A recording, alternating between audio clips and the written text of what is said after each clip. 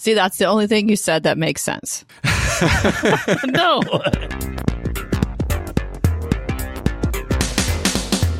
Hello, everyone, and welcome. We are IRENCAST. I'm Jeff. It's your boy, Alan. I'm Bonnie. I'm Casey. This is Raj.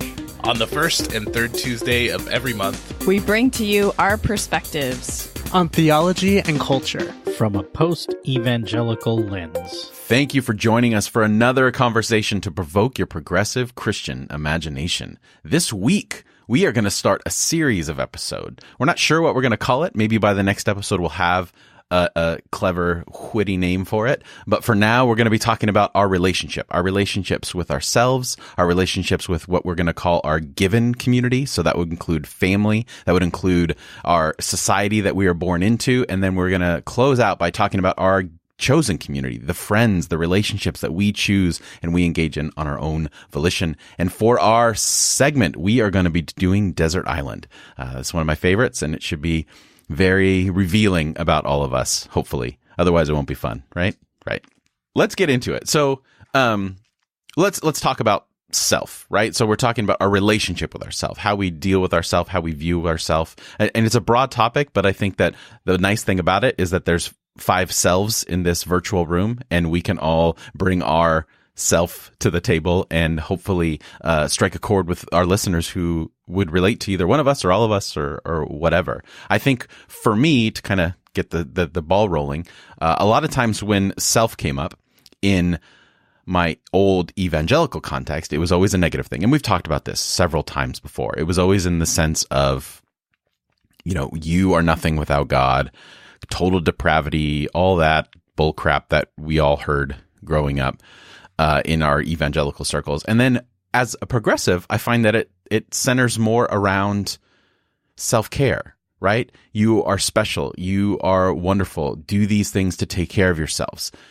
Psychologically, emotionally, go do your yoga on the beach kind of deal. And I think that those two things, they're jarring. And one thing that I've learned, and you could probably notice, at least for me, in the way that I've talked over the last year or more on this show, is that part of self-care or part of relationship with self for me has been acknowledging and wrestling, and I think this is especially appropriate in our culture today, acknowledging and wrestling with where and who I am in the society that I'm in. And obviously we'll get into this bigger as we go through in terms of like our society and family and all that dynamic. But, as a straight white male, I need to, if I want to be a whole self, acknowledge all the things that come with that. Because I think the whole self-care thing can at times become more of an isolation thing. Like you take yourself out from everything and it puts you more in a bubble. Not to say that self-care is important. And I think we're going to talk about that because it's all been important for all of us to move away from those things. But I think it's a balance of those things,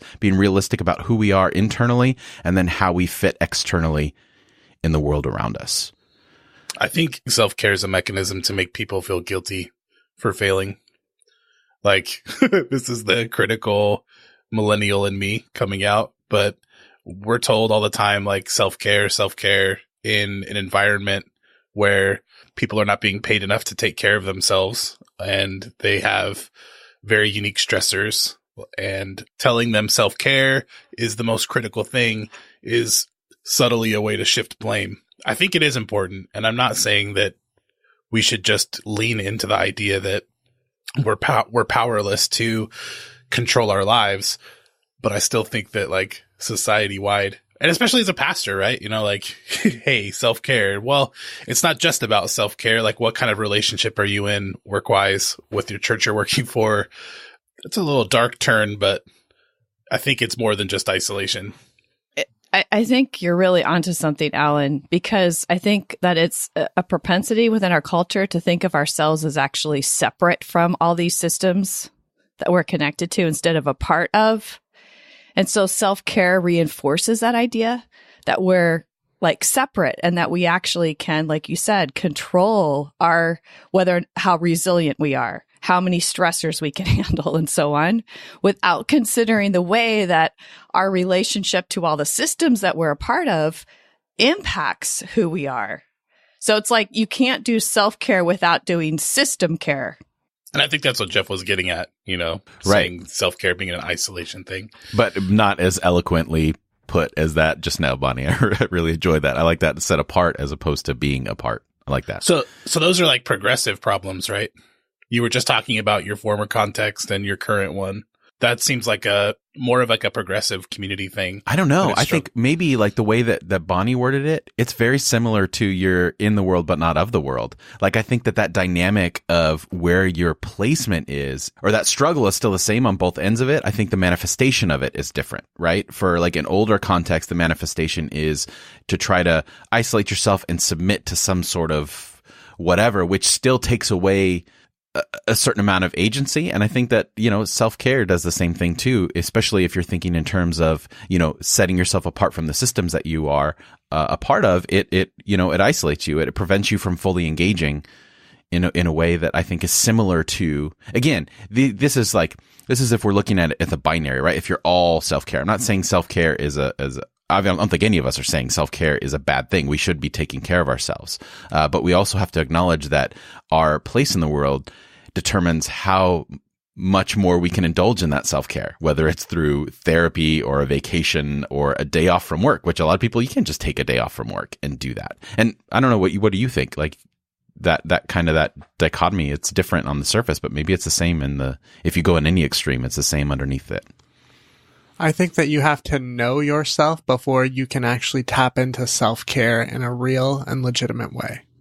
Well said. I know for a long time, people would say to me, Casey, what do you do to take care of yourself? How do you, what are the things that give you life?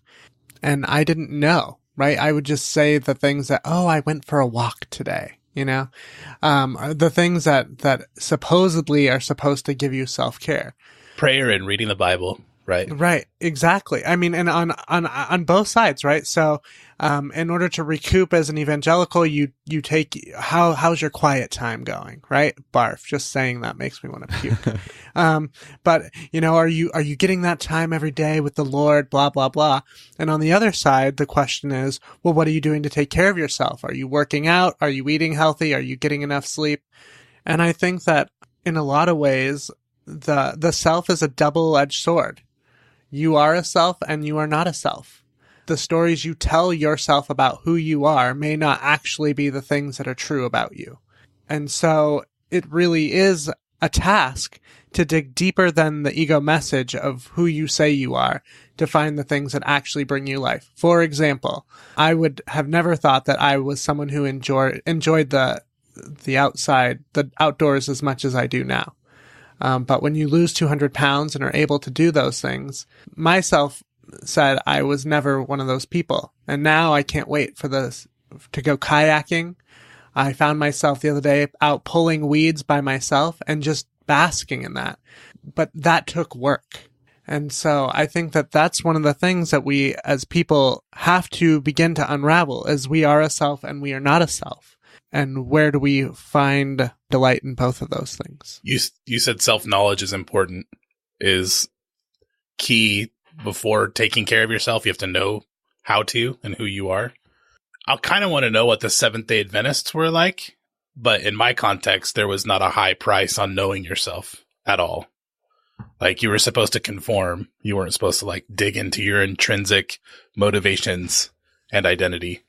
Well, because then you were being sinful. Selfish. Yeah, selfish and sinful. It was actually evil to get to know yourself to some extent. I mean, that was preached from the pulpit in my background. Yeah, I think self-knowledge is such a pervasive problem. I don't think it matters where you come from. For sure. It's this great mystery. I mean, this grand mystery. Like, kind of Casey was talking about being asked about, well, how do you take care of yourself? Yeah, yesterday in my therapy session, that's what my therapist asked me. She was like, so how do you practice self-care? I was like, I don't even know what that is. Like, I have no idea what that actually is. And I think what I was really meaning, and, obviously we're going to explore this more, is like the notion of self is such a grand mystery. That's right. And it's a deep thing. And, Alan, you were talking about Seventh-day Adventists. Yeah, it's fundamentalist sectarian. It's not about you. It's about all this other stuff. The first time I ever heard the idea that from a Christian perspective that the self was important was attending kind of in a return to Christianity. Was at Glide United Methodist Church in San Francisco, and Reverend Fitch was like, the Bible says to love your neighbor as yourself. And he's like, if you don't love yourself first, you're no good to anybody else. And then he went on to talk about what does self-love look like, and how do you? And I was just like, what? It's actually a thing. And Glide is a very, they serve the homeless in very tangible ways. They serve the queer community in very tangible ways. So they've been on loving people on the margins is their thing.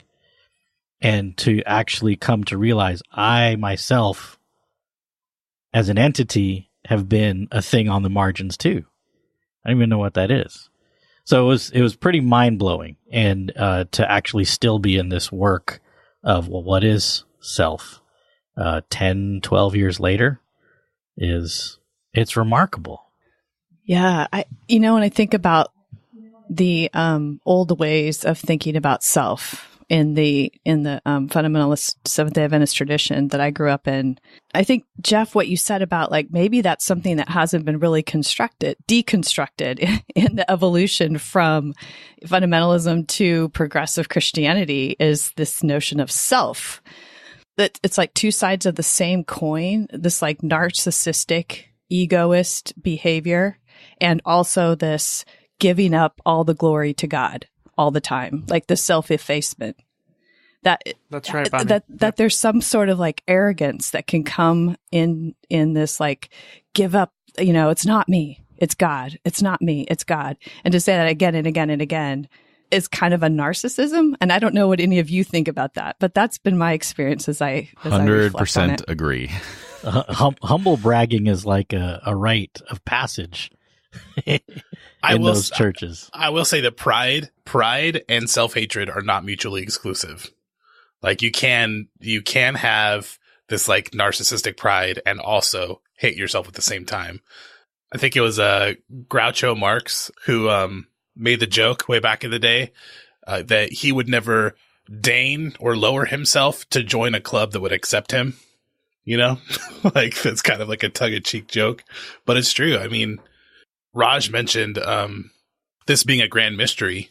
It is for everyone, for every religion, for every human being. Knowing yourself is a type of intelligence that people, they've identified in the 80s. I keep bringing this up in all these episodes, but I think it's just fascinating. The different areas of intelligence. There's body intelligence. Some people are very kinesthetically, like they're just so connected to their body. There is an intelligence there. There's naturalist intelligence, like connection to the world, musical, and then interpersonal and intrapersonal. There are people who like can. You have friends who just know what you're thinking all the time, right? And they can just see you. They know what you're feeling. They know what you need, but they may not know themselves at all. That intrapersonal intelligence, knowing yourself, is this mysterious, wonderful exploration. And the sick irony is the person at Glide was right.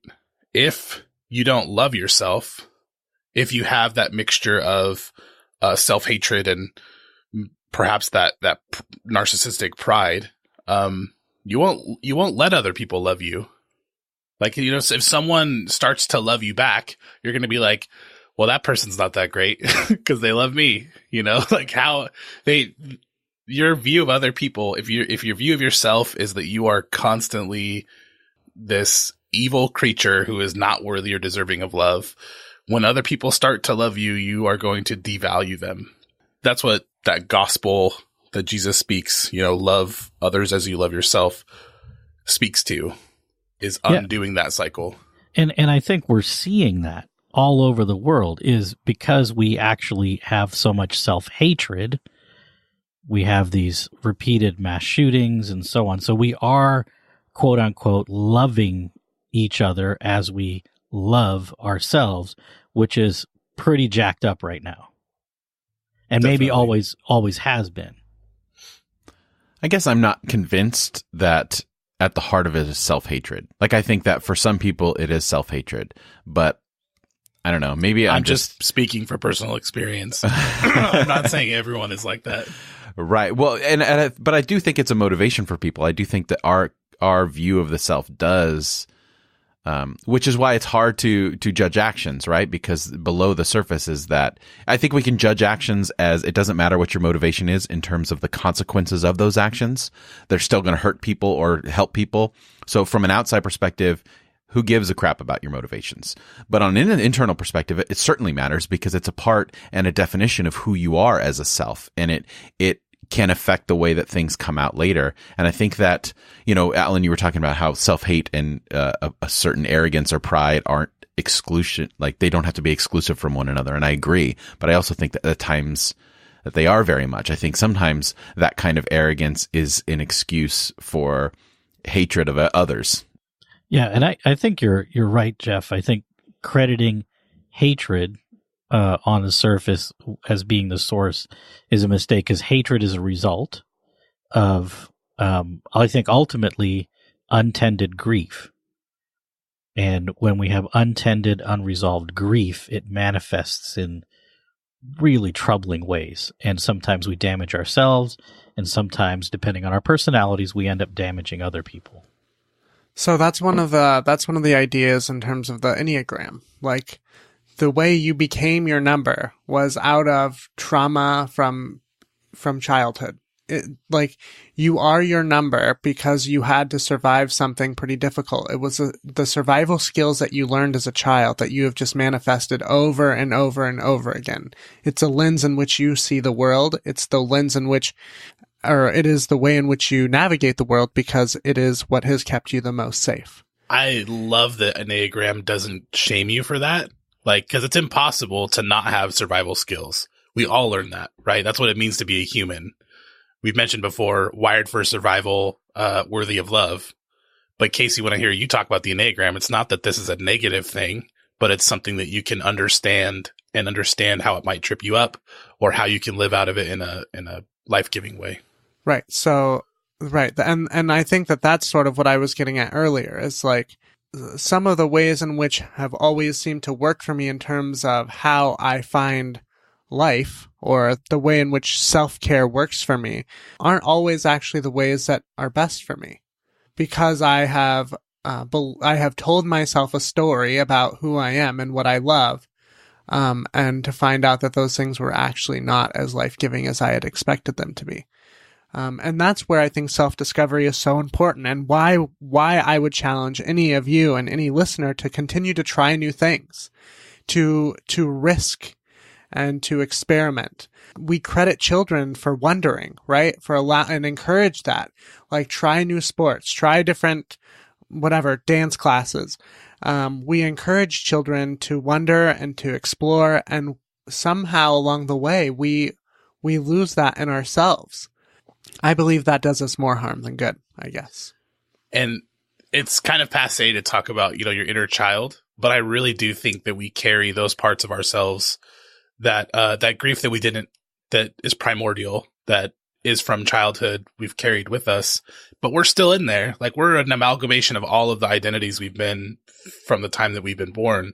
And I remember a couple years ago walking by a river and just thinking about my life and about me as a little kid. And I think it was Thich Nhat Hanh, bless his memory. He was talking about talking to your inner child or your younger self.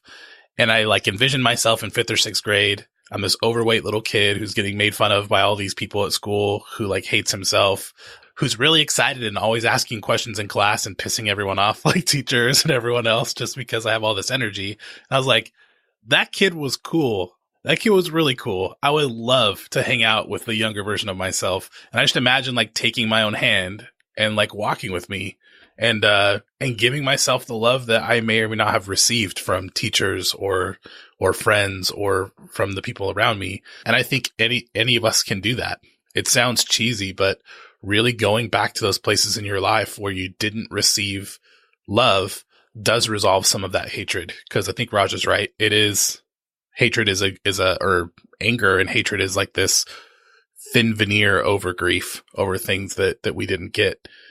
One thing for listeners who are listening though, like I've heard people talk about when they had emotions, their parents would say demons were affecting them. Like there's trauma, there's religious trauma that's real in regard to our relationship with ourselves. So if you grew up and your parent was being, your parent used your religious situation to like not listen to you, not give you love, you can't go back and relive the past. You can't go to your parents and get the love that you desire, or especially from a romantic partner, right? That's like, this is something that I've been really like digging through personally. That's why I'm getting a little excited, but it's unfair to look at your romantic partner and expect them to give you the love of a parent, because they're not your parent, and you're not 12 years old. You're not 6 years old. You're not 4 years old anymore. Nobody can give you that kind of love, but you can give that to yourself. You can do some of the work of healing some of that grief. I think what I from listening to everyone share, like self-hatred, Enneagram, this idea of how do we heal ourselves from the wounds and trauma of our childhood. I think that's why I really like where the Enneagram and family systems theory sort of come together. Enneagram, we're all given a number, and we can sort of think of that as like we have an essence. And yet I'm not sure that self is ever essential. That, as like Casey, as you were describing, like these things that you thought cared for yourself, and now you're in a different place, and now there's whole new things that care for yourself. So are we self, or are we part of a system? What's that balance between individuality and togetherness? And how is self involved in its own process? Which means that if we talk about things like transformation, which is, a theological term, it's a biological term, it's a term that's used all over the place, then what does transformation mean? Does it mean actually becoming something new and different? And if so, can we embrace that? Or do we need to continually hold on to the self in an essential sense? Or is it evolutionary? I love the idea of letting go of the self, because it's when you let go of the self that you begin to find how connected to everything you actually are.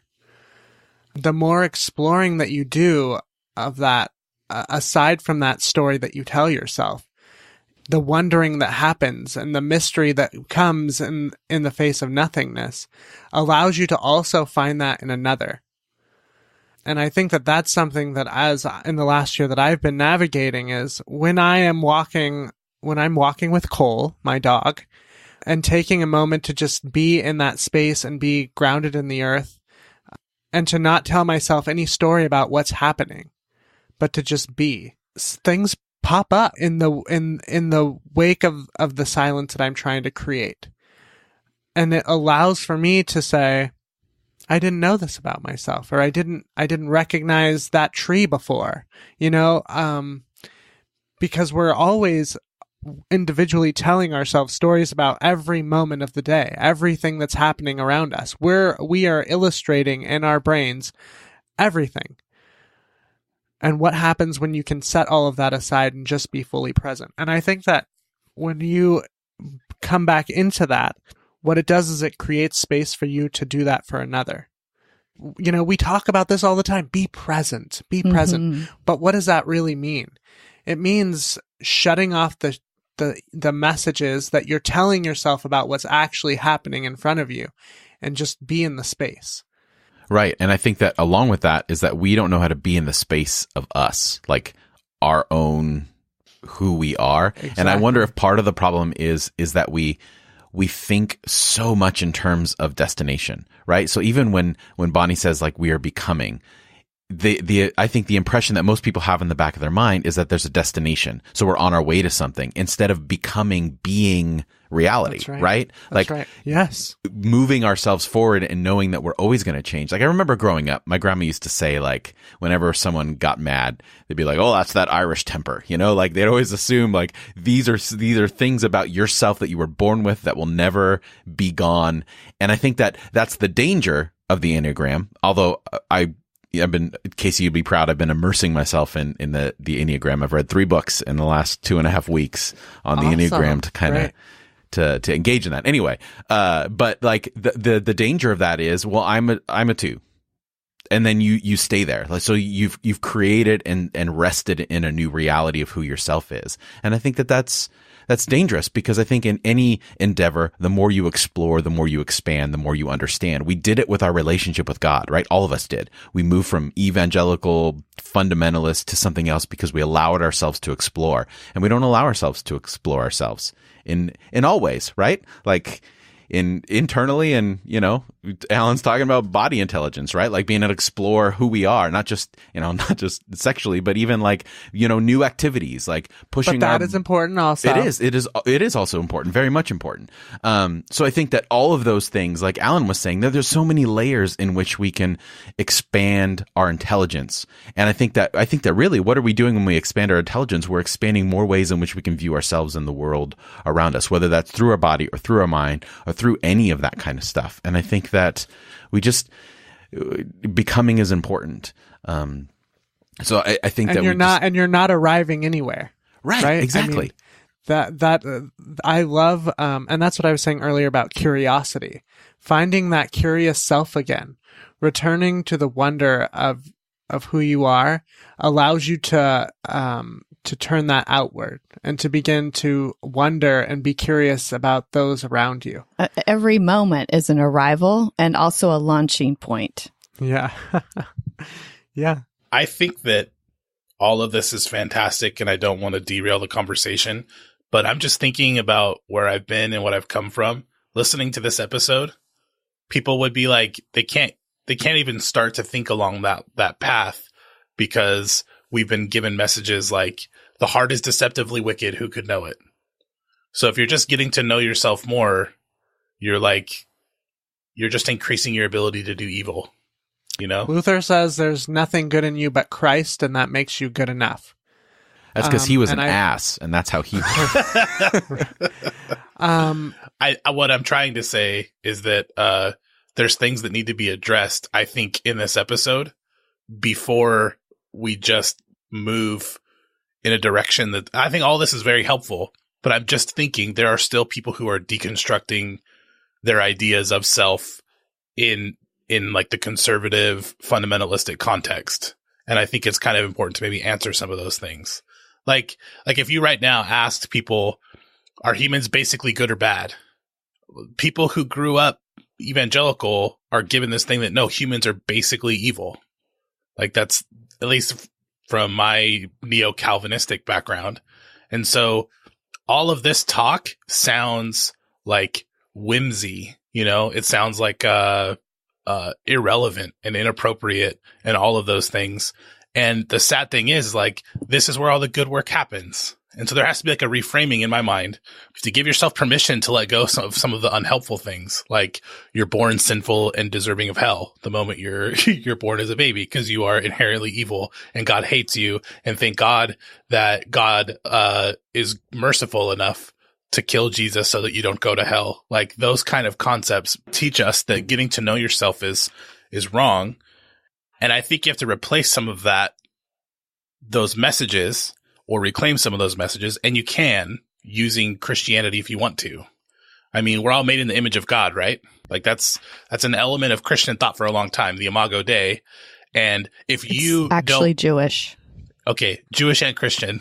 I'm thinking of like the medieval Latin Christian scholars who talked about that all the time. But you're right, it goes much further past Christianity.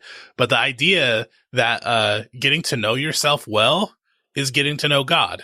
Like there's like the image that you are made in is a holy and good thing, you know, not that there's a place that you're necessarily going to be arriving at. I like that. I think Casey said that, but just knowing who you are is, if we don't know ourselves and we're not fully able to be who we are, then we're missing out on that bigger picture.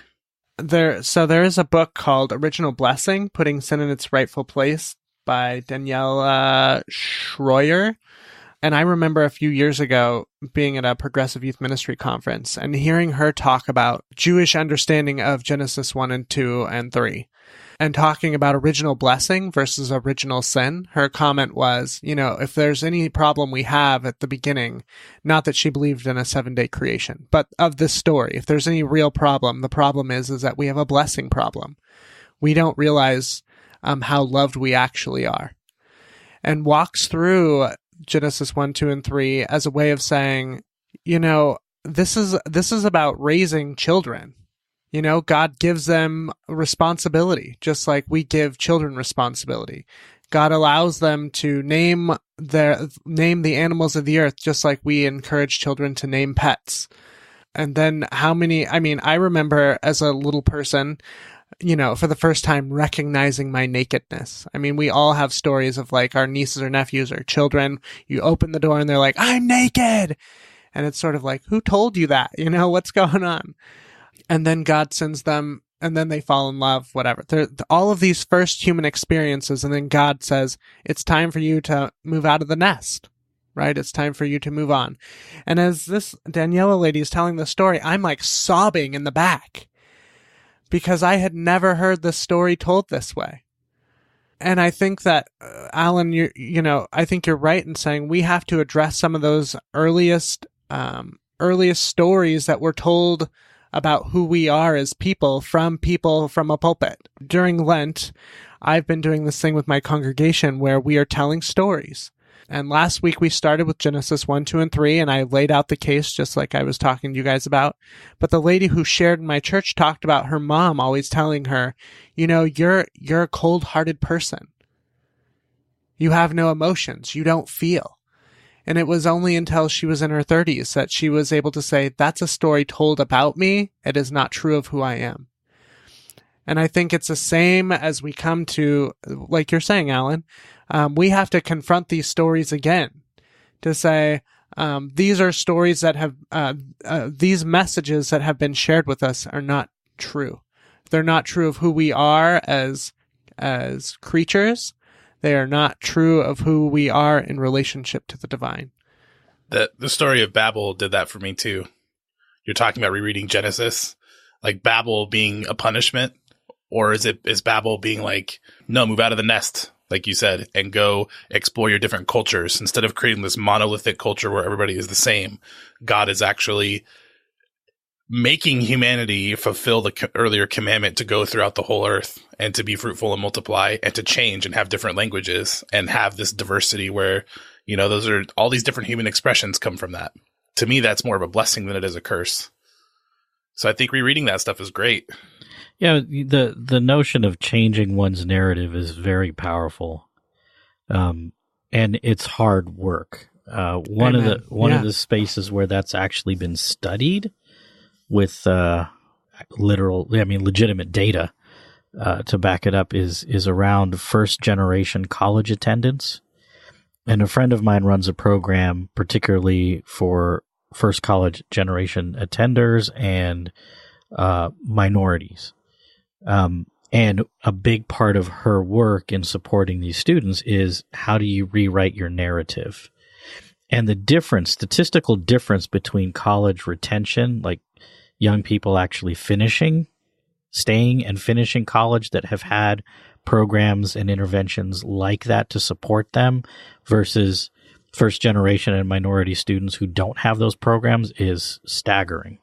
The difference is staggering. So being able to claim your story as your own, delete chapters or relegate chapters that other people have thrust upon you into, some other section of the library, your personal library is really powerful. But it's hard work. And, again, tying into, yes, it's about self, but you got to do that work in community. You need people to help support you. And in some cases, trusted, capable mentors to help guide the process for you as you're able to develop your own footing. I mean, that's one setting where we can say it works. I think that's good that you brought that up. And if it's okay with everyone, I'd like to kind of shift into maybe another aspect that we mentioned in the beginning, is that talking about that society, that story that is being thrust upon you, is that part of that reality of self is recognizing what heritage you come from. Like, what story are you a part of just by birth? And I know we'll get into that. We'll get into like the systems of that when we talk about our given community. But I think that we do, while we're talking about self, address like, how do we as an individual reconcile ourselves to that? Do we blind ourselves to our heritage and deny it and just live as though we're not affected by it, even though we are on a daily basis, which I think is probably more of a tendency. It took me 35 years to even begin to deconstruct my privilege, my place, my story in society as an individual. And it's been hard work. And I think that that's another thing to look at as we kind of, finish the conversation on self.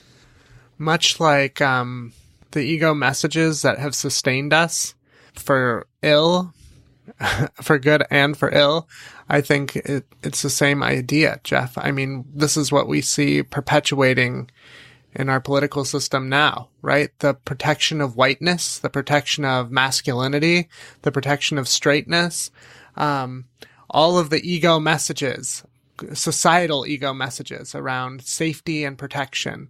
They're toxic and they're unhelpful. But making those changes is really hard.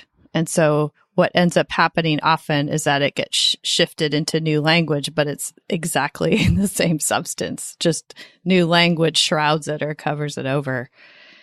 I think it's really important and helpful to never think of oneself as coming into the world as a blank slate, that we bring into the world all of our inheritances, and emotionally, genetically, socially, all of these things come into the world with us, and then they're given to us to work with, but work with in relationship to all the other connections that we have, because to be human is to be in relationship.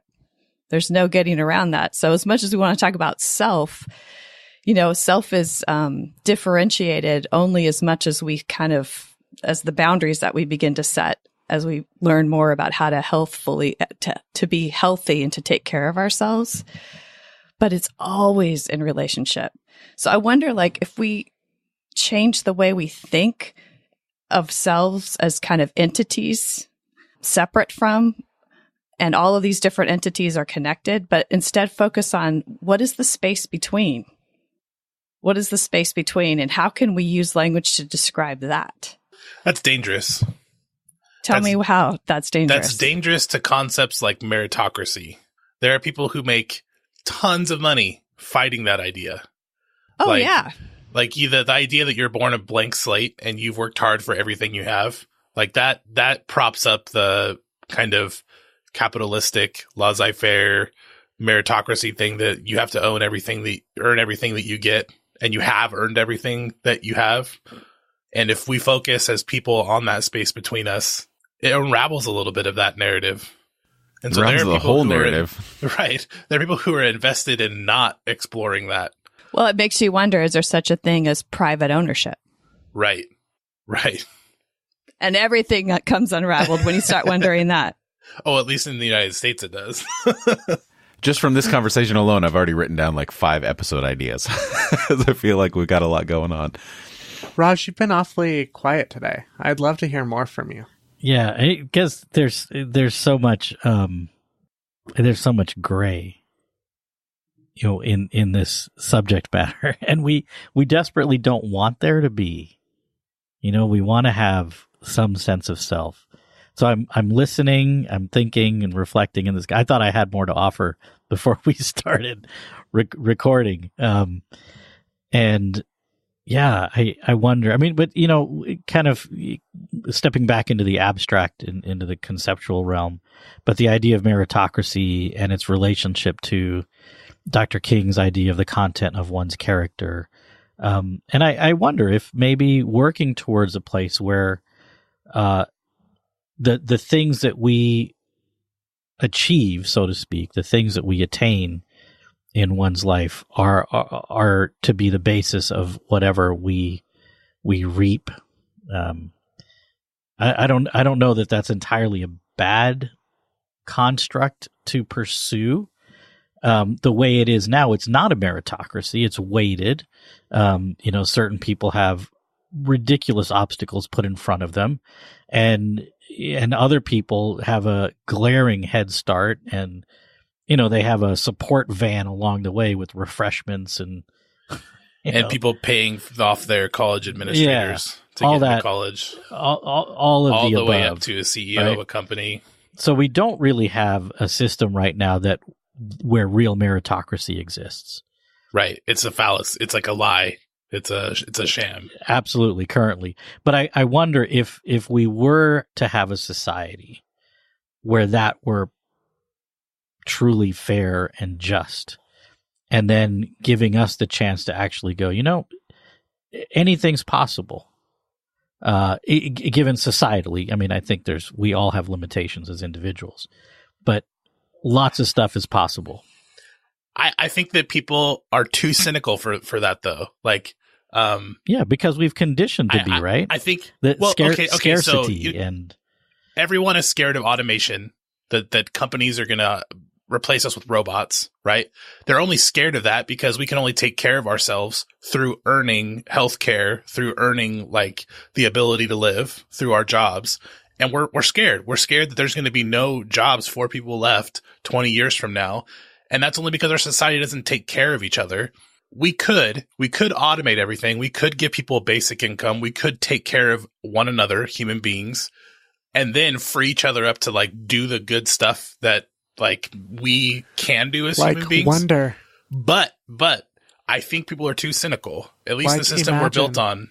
Yeah, but if human beings are basically evil, you don't want to free them up. You don't want to free them up from the hard labor of what we do right now because, they're going to do bad stuff. I think we don't believe enough in ourselves as people that if we did take care of each other and our basic needs were met, we could do really cool stuff. Yeah, and I don't think people are basically evil. I think we're basically absolutely not good.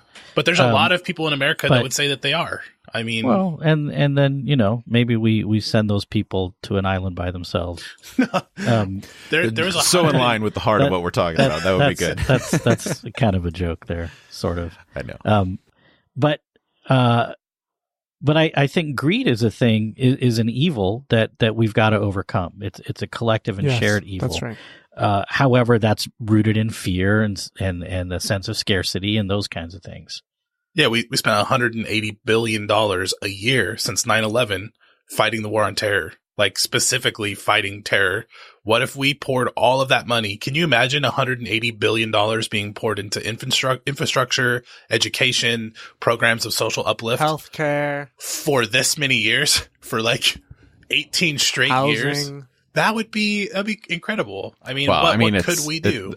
Not to be technical, but if there's no threat, then we're not going to overextend ourselves. So that like half of that, we wouldn't be going into debt. We'd stick with our budget if it was just for good things, right? Like we wouldn't put ourselves in a negative financial space just to take care of people, only to take care of people. Like, and I put quotes up like take care being, protect. Anyway, that's side note. Sorry. I just, that's a good point. As long as we continue to stay in survival mode, we prevent breakthroughs in getting into this new thing. And so personally too, right? Yeah, right, absolutely. Yeah. So even if you throw a lot of money at something, unless you're throwing money at the thing that's going to actually help folks to see differently, it'll just keep self-perpetuating. Coming back to this conversation with the self, I believe that there are two kinds of people. There are people that live on one side of this coin that would say, I matter. And that's the scarcity that they come from, longing to matter to someone. And so they are going to boast about themselves. They are going to push themselves into conversations. They're going to be aggressive in terms of the way they come into the world to draw people to them, which ultimately, what does it do? Pushes people away. And then there are people who live on the other side who say, I don't matter, who are almost fearful in seeing themselves as anything other than someone who does not matter. And that's, again, a scarcity thing. I think that as we're talking, like it's coming to a place of acknowledging that we do matter, but how do I say that without but that others matter equally, right? Like if we are the only one that matters and we don't have a view that other people matter as much, then that's where we run into the problem. And I think that's kind of the perfect segue into as we finish out this series, is that we're right. Like relationship is the most important, which is why self is only 1/3 of this ongoing conversation that we're going to have, is because, and we'll obviously address it, but it's really, I think maybe the most toxic view of self is that you're isolated, whatever that is. Like that's the absolute worst you can view yourself, is that you're above or even below anyone else, like that you have equal value. And not to get too complimentarian, but you have different things that make you unique, but uniqueness is not a hierarchy. Right? Like you can have an even plane. Everyone's unique. And I think that's where we get into trouble. So maybe that's kind of that landing point for us in this conversation, is that you are special, but so is your neighbor and your friend and your weirdo cousin. I don't know. I don't want to get preachy, but that sounds like Jesus. Human trappings are for humans, right? Not for God. It was about Jesus with you, Alan.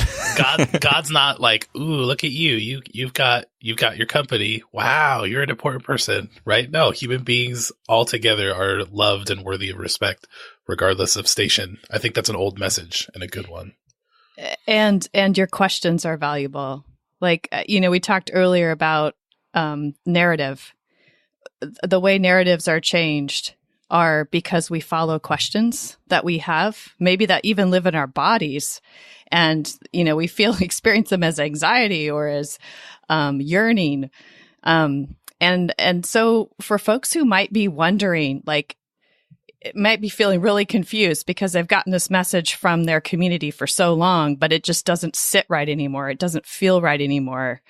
Then I would say that part of what we're trying to communicate today is it's okay to trust yourself, to trust that you're being lured into maybe a different path, a different narrative, and to just follow that and see where it might lead, and to continue to stay connected to oneself along the way, and see what new things might be on the horizon. Agency is where it's at. I mean, I want to be a part of communities that build up agency, because every time they don't, it gets awful. I think that's kind of one of the first sins of fundamentalistic culture, is that it disrespects human agency. And you know what? If someone's going to preach at me and tell me to give my life to God, I have to remind myself I can't give what I don't own. Like, I need to own myself if I can ever give something or sacrifice something or whatever. At least you need to know yourself. Yeah. And right. I just want to throw out Parker Palmer. If anybody knows Parker Palmer, he wrote a book called To Know As We Are Known. And it's a beautiful book about the connection between head and heart. Because I think knowledge, when it's just head-based, which can be really enticing, especially in this time of transitioning from fundamentalist way of thinking, evangelical way of thinking, to a more progressive way of thinking. But that knowledge has to be integrated with heart and our emotions too. And so that's a great guide. Parker Palmer's To Know As We Are Known. And Howard Gardner is, Alan mentioned multiple intelligences. Howard Gardner is the father of that theory, multiple intelligence theory, and also a great resource for all kinds of stuff. There's a notion from the yogic tradition that the farther one travels, the less one knows. And what the teaching is essentially is the further you leave yourself, the further you're looking for answers outside of self, the less one actually knows. And that's just so deep. You spend a lifetime working with that one, but it's good. It's very grounding. All right. Any other thoughts or resources before we close out this conversation in anticipation for our conversation on community? Yeah. There's two things on the blog, if you'd like to check it out, that have to do with this topic. One, addressing worthlessness, or concepts of worthlessness, if you'd like to read it, and the theological underpinnings of that, and how leaving that is extremely life-giving. And the other was kind of a little semi-mystical experience that I had floating on Valentine's Day, and learning to love the chaos in myself because as we talked about in our cosmological episode, there's this concept in the Hebrew Bible that God loves chaos. And so being able to love kind of my own chaos and disorderedness was a really cool experience. So those are up on the website, IRENCAST.com.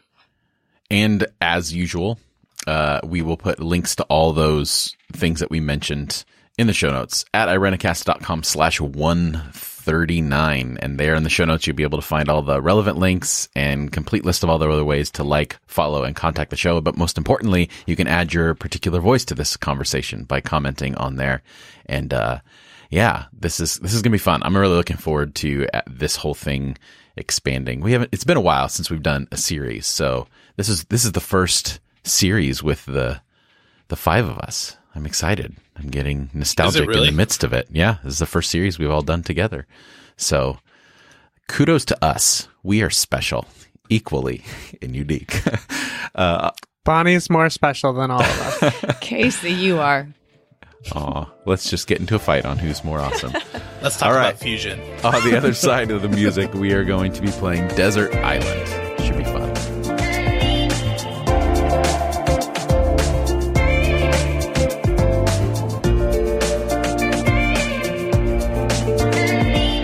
All right, so Desert Island. This is probably a game that I would assume is familiar for most people, and most people would, I think we've done it once before in the past. We did it, I think it was books. I think what 3 books would you take with you if you were stranded on a desert island? So this time we're going to theme it a little differently, and we're going to say, what 3 items would you bring on a desert island to maintain your to engage in creativity, right? The important part of self is expression, and the most beautiful form of expression is creative endeavors, whether it's art or pantomime or whatever, whatever people are into. So, we're going to go through that. And Raj, we're going to start with you. What are the 3 things you would bring to engage creativity on a desert island? And, we can be fantastical with this, right? So we don't have to be super technical about, well, that's 5 items, like crayons or whatever. Just saying to start off. Yeah. Okay. Well, in my imagination, I'm on a tropical deserted island. So there's stuff. What I would bring is a sizable, durable fishing net, a couple of pieces of flint to be able to start fires. Are these your creative items? Yeah. Hang on. We're getting there. And a couple of chickens. So have some eggs. You're going the culinary route, I'm assuming. No, I'm not. I'm not going to eat the chickens themselves. Well, maybe if they have plenty of babies, eat some. But essentially, on a tropical island, you don't need art supplies. Oh my goodness! Like all the stuff is there. What you need is some protein and sustenance. Oh my god! So Raj is like, I'm not going to play the game. No. I am playing the game because you can create color palette out of plants and roots and fruits, and I love building forts. You can make twine and sticks. So you're on a deserted island. So part of what you want to do is keep the mind sharp, the body engaged. So you don't want a bunch of these prefabricated toys to play with. Wow. You want let's just start out by devaluing everyone before they could even come up with their items. No, I'm saying for myself. Okay. I didn't want to bring a bunch of prefabricated toys that would force. So me basically, into, your answer is, laziness. I bring the island. No, the island has. I'm on the island. I'm just saying I want to be able to be nourished in ways that where, because if you're scrounging for food, you're not going to be creative. Okay, so if the island had indigenous chickens and you could make a net out of your twine that you've made from indigenous trees fire. Stuff. So what you're saying is you just wouldn't bring anything because you don't need anything. Okay. So if we had that, the one thing that I would probably bring that's prefabbed is a decent acoustic piano. Ooh. See, that's the only thing you said that makes sense. Right. No. We don't want any chickens or flint rocks or whatever. Yeah, I like eggs. I like fish. There's going to be plenty of fruits. Have a bit of a balanced diet. I don't know. But yeah, the piano, maybe a drum. That'd be fun. But I could make a drum. Oh my gosh. Oh. Well, I'm willing to go next. Go for it, Casey. So, I'm going to bring comic books, a ukulele, and after listening to Raj talk about I can make paint from berries and such, which was genius, Raj, I've changed my last one to a telescope because I have really enjoyed connecting with the stars, and I think it'd be cool. And there's probably no light pollution on a island. Correct. That's exactly right. Okay, I'm adding telescope to mine. We're thinking on the same. I'm adding telescope to mine. And you don't need power for that. That's right. Right. And also, it can double as like a survival device. There's some telescope envy going on around here. Oh, right. If you flip it backwards, can you start fires with it? That's a good question. I don't know. If anyone wants to know, I don't know how to play the ukulele, but I would have lots of time on an island to figure it out. So there you go. There we go. All right. Nice. Bonnie, how about you? I was trying to think, what would I really need? Like what could not get broken easily?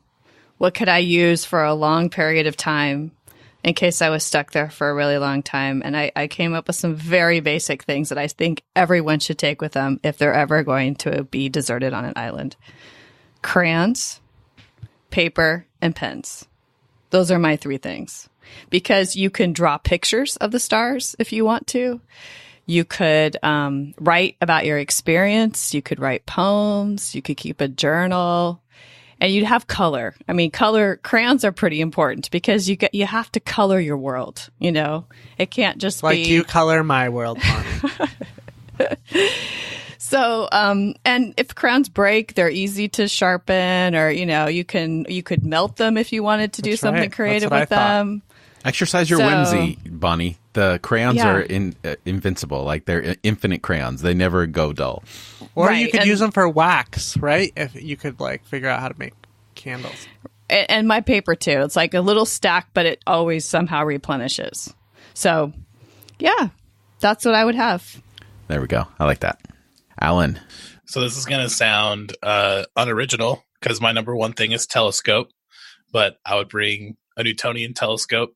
There's this guy in Australia who has been writing down and discovering supernovas as they explode, because you can see a supernova go off and you can see it for a short amount of time and then it's gone. And there's these explosions happening all over our galaxy. And they've computerized telescopes to pick them up whenever the supernovae go off.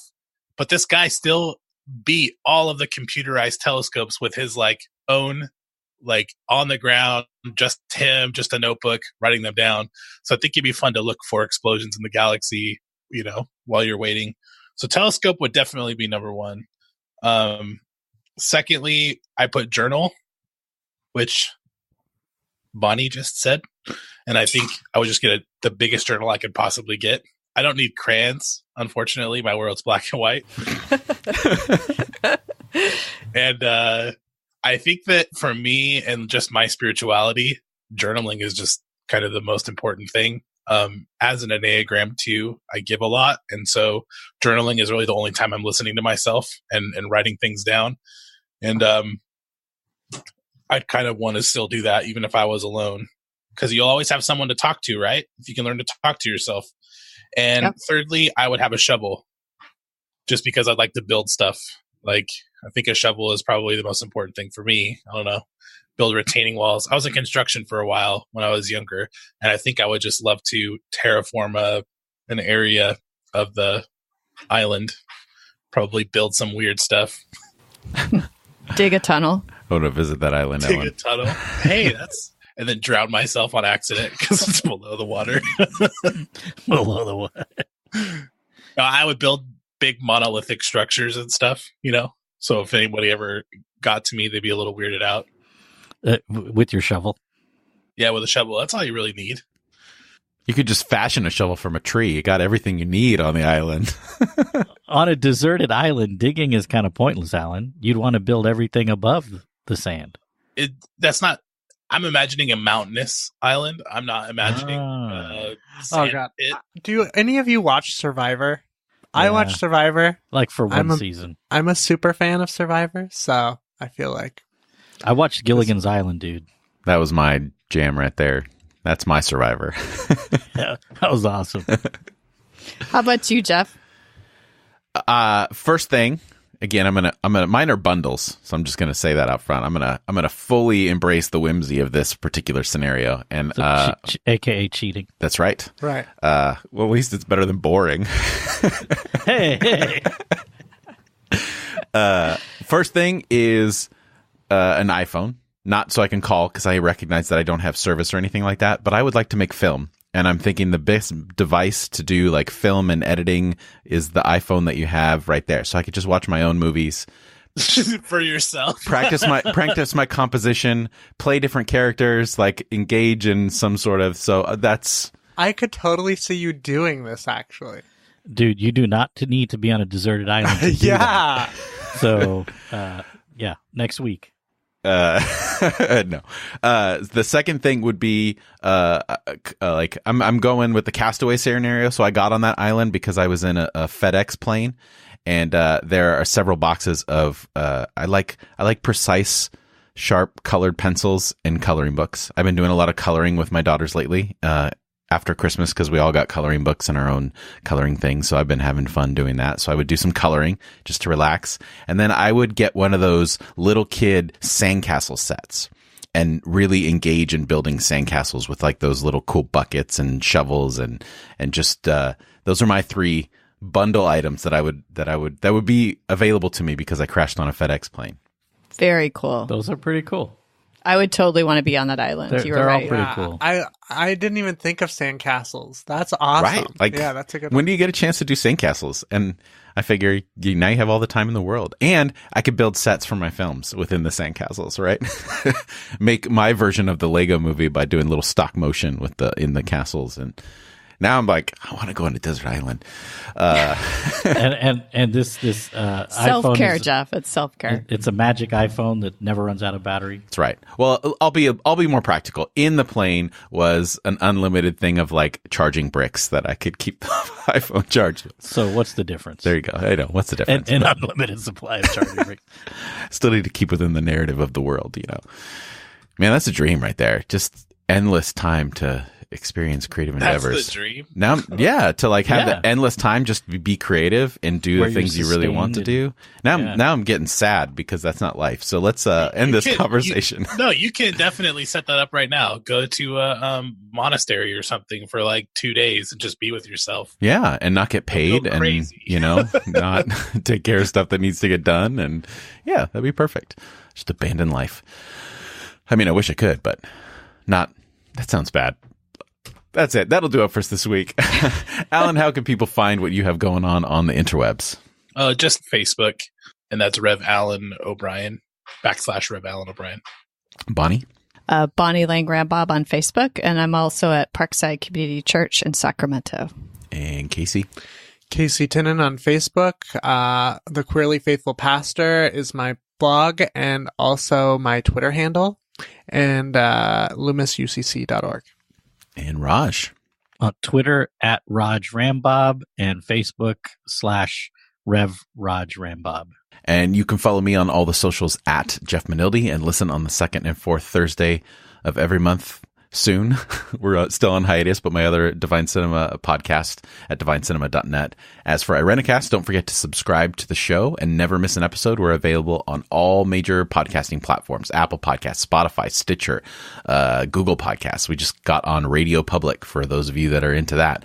And while you're there, if your platform allows it, leave us a rating and or review. We're always looking for more and more ways to hear from you. And you can fill out our listener survey at irencast.com/survey. The information you give us is super helpful as we move forward and continue to evolve the show. That's irencast.com/survey. So for this week, I'm Jeff. It's your boy, Alan. I'm Bonnie. I'm Casey. And this is Raj. Thanks for joining the conversation.